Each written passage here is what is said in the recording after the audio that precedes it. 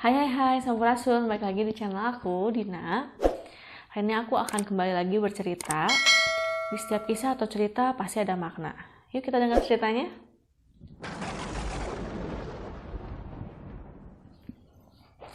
Ya, baru-baru ini ada sebuah kisah yang sangat tragis.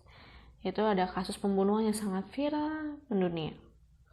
Yaitu kasus pembunuhan CEO startup ojek online yang bernama Fahim Saleh. Ya, Fahim Saleh merupakan orang Bangladesh yang lahir di Arab, lalu dia besar di New York, Amerika Serikat.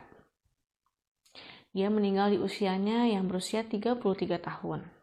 Fahim Saleh ini, dari SMA dia sudah belajar otodidak mengenai pemrograman. Dia banyak sekali menciptakan aplikasi-aplikasi dan dia hebatnya tuh ya, belajar pemrograman secara otodidak. Hebat banget ya. Aku aja kadang kalau lihat kayak codingan gitu ya, codingan komputer lagi. Codingan aplikasi pusing banget, apalagi ini belajar ngoding, belajar pemrogramannya secara otodidak. Keren banget Fahim Saleh ya, luar biasa. Nah, setelah lulus SMA, dia masuklah ke universitas, yaitu Universitas Bentley. Nah, dia sempat menciptakan beberapa aplikasi, salah satunya adalah Prank Dial. Prank Dial ini merupakan aplikasi yang kalau dari namanya aja udah jelas ya bahwa itu adalah aplikasi untuk nge-prank. Nah, tapi aplikasi dia ini banyak disalahgunakan oleh penjahat. Malah digunakan buat nge-prank banyak orang. Sehingga aplikasi ini sudah tidak dapat digunakan. Lalu dia terus menciptakan aplikasi-aplikasi lainnya yang bermanfaat bagi banyak orang. Nah, dia luluslah di Universitas Bentley ini. Dan pada tahun 2015, dia mendirikan sebuah perusahaan startup ojek online yang bernama Patau di negara Nepal dan Bangladesh. Keren banget ya, usia masih muda, terus dia menciptakan sebuah perusahaan sendiri. Nah, yang kerennya ya, perusahaan ini tuh dinilai sebesar 100 juta US dollar. Gede banget ya 100 juta US dollar ya, pada tahun itu ya lumayan lah gede gitu kan untuk perusahaan baru. Saking suksesnya perusahaan Patau ini, 3 tahun setelahnya yaitu pada tahun 2018 didirikan kembali sebuah perusahaan yang masih sama ya jenisnya, startup ojek online yang bernama Gokada. Nah, Gokada ini didirikan di negara Nigeria. Coba kalian pikir ya, CEO berusia muda terus meninggal. Apa sih sebabnya? Waktu awal aku baca berita ini ya, aku mikir pasti nih kalau nggak masalah cinta, masalah bisnis. Nah, ternyata bukan kedua-duanya. Nah, jadi awal mulanya kematian ini diketahui yaitu pada tanggal 14 Juli 2020. Awal mulanya tetangga Fahim Saleh ini mendengar suara kegaduhan di kamar apartemen Fahim Saleh. Lalu dia menelpon saudaranya Fahim Saleh. Hey, coba kamu cek nih si Saleh kenapa ya ini ribut banget di ruangan apartemennya, coba kamu cek ya. Dan saudaranya datanglah buru-buru ke apartemennya Fahim Saleh. Ketika dia melakukan pengecekan, dia membuka pintu. Dia langsung terkaget-kaget dan lemas melihat potongan tubuh dari Fahim Saleh yang dimasukkan ke dalam plastik. Selain melihat pemandangan mengerikan tersebut, ditemukan pula gergaji listrik dan alat kebersihan yang tergeletak di dalam apartemen Fahim Saleh.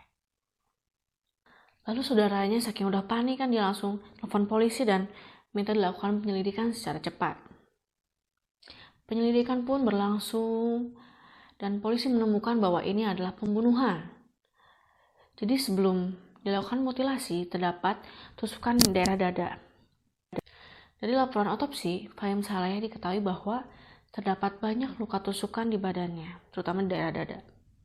Menurut sumber kepolisian, mereka mengecek melalui CCTV apartemen Saleh dan diketahui bahwa sudah seseorang yang mengikuti Saleh ke dalam lift lalu ke apartemennya. Ciri-ciri pria tersebut adalah pria menggunakan jas hitam, sarung tangan lateks hitam, dan masker. Nah, jadi di dalam lift, si Fahim Saleh udah berusaha keluar nih. Lalu menuju ke apartemennya, dia juga langsung buru-buru kabur dan ternyata terus diikuti oleh pria ini. Awalnya banyak orang berpikir bahwa ini pasti rekan bisnis yang melakukan kejahatan. Karena pada tanggal 2 Juli 2020, Fahim Saleh mengupdate status di Twitternya. Dia mengambil status yang seperti ini. Nigeria adalah pasar yang tidak kenal ampun. Fokus pada sedikit adalah lebih. Punya integritas, bangun kepercayaan, sabar, pasar akan membalas tepat pada waktunya. Nah, kalau dilihat dari statusnya itu seolah-olah dia sedang ada masalah dengan rekan bisnisnya. Nah, sehingga prediksi awal polisi berpikir bahwa itu adalah rekan bisnisnya. Namun setelah beberapa hari polisi melakukan penyelidikan, ternyata ditemukanlah pelaku yang membunuh Fahim Saleh. Pembunuhnya adalah Tyrese Haspil, yaitu asisten pribadinya Fahim Saleh. Tepatnya mantan asisten pribadi. Jadi kenapa sih disebut mantan asisten pribadi? Jadi sebenarnya si Haspil ini dia sudah dipecat oleh Fahim Saleh karena dia ketahuan mencuri uangnya Fahim Saleh. Uang yang dicuri pun gak main-main ya, yaitu 90.000 US dollar yang setara dengan 1,3 miliar rupiah. Itu bukan hal yang kecil. Nah, cuman baiknya Fahim Saleh ini ketika ketahuan si Haspil mencuri uang pribadinya. Dia berkata, "Kamu kenapa? Apa kamu butuh uang untuk keluarga kamu atau untuk apa?" Dan ternyata Haspil bilang bahwa dia banyak hutang yang belum dibayarkan. Nah, baiknya si Saleh ini ketika Haspil ketahuan mencuri, dia malah bilang, "Ya udah aku bantuin lah lunasin utang kamu ya." Udah ngomong kayak gitu dong. Nah, tapi ya kamu, saya kasih ini ya, kasih hukuman lah, kamu saya pecat. Cuman yuk aku bantu kamu, kenapa utangnya, gimana awal masalahnya. Dan baiknya juga ya si Saleh ini, dia Saleh ini tidak melaporkan kepada kepolisian bahwa si Asprinya ini mencuri uang pribadinya. Ya, ternyata faktor pembunuhannya itu ujung-ujungnya karena masalah duit. Dan mungkin juga ada dendam bahwa, gue tuh masih butuh kerja tapi dipecat, mau bayar utang belum beres tapi dipecat gitu. Jadi kasus pembunuhan ini disebabkan oleh duit, UUD, ujung-ujungnya duit.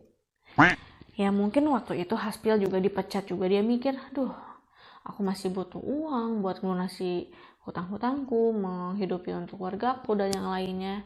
Ya kita nggak tahu lah ya. Sampai video ini dibuat masih belum tahu ya hukuman untuk Haspil itu apa. Cuman mungkin nanti akan ada update lagi di berita apakah Haspil ini dihukum mati atau yang lainnya, kita nggak tahu.